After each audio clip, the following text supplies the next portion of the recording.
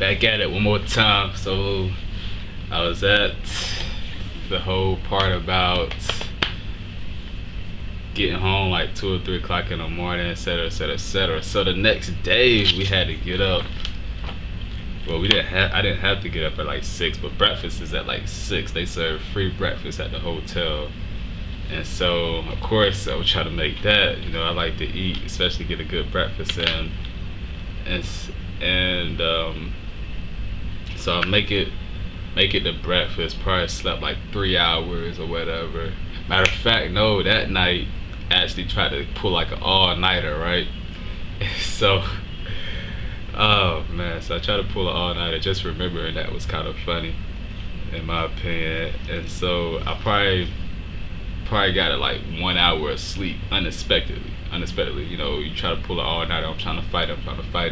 I'm up watching like some movies.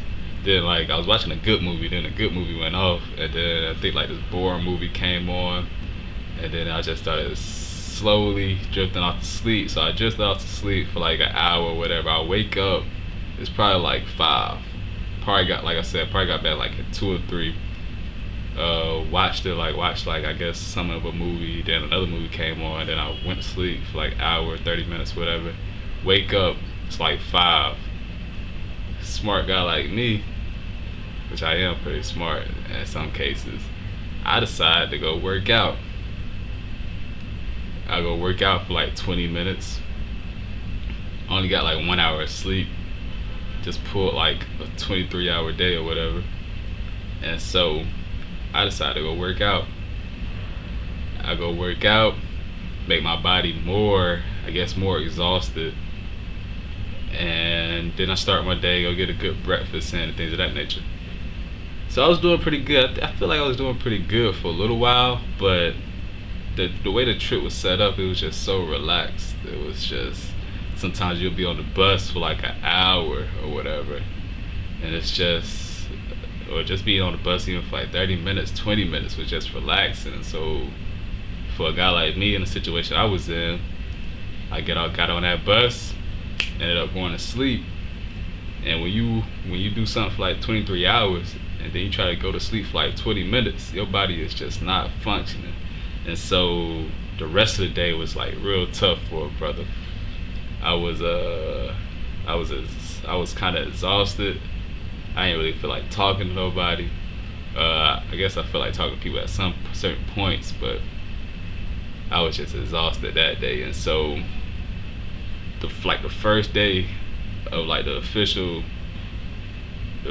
happenings or whatever, I was just exhausted. So so I'm gonna tell you some of the things that we did. We traveled, so we switched up the agenda. We traveled to the Forbidden City in the Tia, I don't know how to say this word, but Tiananmen Square, something like that. And we had this real cool tour guide by the name of Raymond. I probably would thought he was cooler had I not been so exhausted, because he was just talking. I was just like, man, come on, man, you know. But I mean, he was doing his job. He was doing a pretty good job at it too. And so we're at this place. We just learned about the history of the place. And China has a real long legacy, as some of us know. And so it was a lot of people out there. Things of that nature. Took some photos. I'll probably upload those on Facebook, of course. But at that time, it was kind of just like I was in chill mode. Like a lot of those pictures that I took out there didn't have a lot of other people in it, because I wasn't really in it. I wasn't in the mood to be taking pictures of a whole bunch of other people. But like I said, I kind of want to just be by myself. I was kind of tired, and so next was the visit to the local family, which was I liked it. I think I was actually starting to wake up a little bit around that time. My body was like sleeping. I was like sleepwalking pretty much.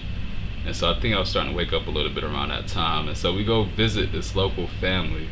and China, to kind of get a little bit of understanding of how China family structure is.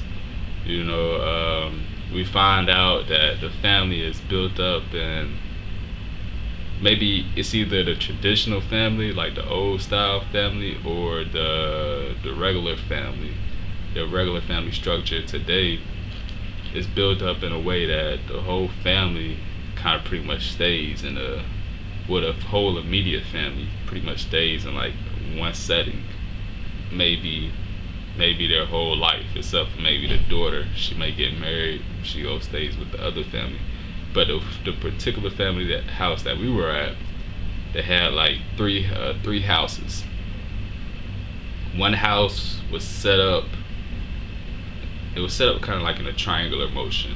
One house, which was probably like the major house, was right here, and it was set up a little bit higher on the hill. And I believe there was a purpose or a reason. Like they have like I think it probably had like 5 or 3 steps to this house or something like that. And then the next house, let's say the house to the left, standing on the porch of the house that I'm talking about now, or the house that I was just talking about, the house to the left was like the male house, and I think that one might have had like 3 steps. Then the house across from that was like the female house, or the daughter house. The male house is the son house, and then the female house, or the daughter house, it maybe had like 1 step, and that's across, and so that's the triangle. And each step, with a number of steps, represents something. I forgot what it represented, but it represented something. And so what happens in like the main house is that I think that's what, like with the grandparents and possibly the father, the children, and the wife stay. Like the grandparents, I think they stay like upstairs. Father and children, the father and mother stay downstairs. And I guess once the man gets a certain age, he moves into the house to the left of this house. And then once the woman gets a certain age, she moves to that other house to across the way. And the woman, I remember, represented like gold or something of that nature. Like the house's nickname, I believe, was like Merchant House or something of that nature, because it was almost like once the woman left, it's almost like in Africa, once the woman left,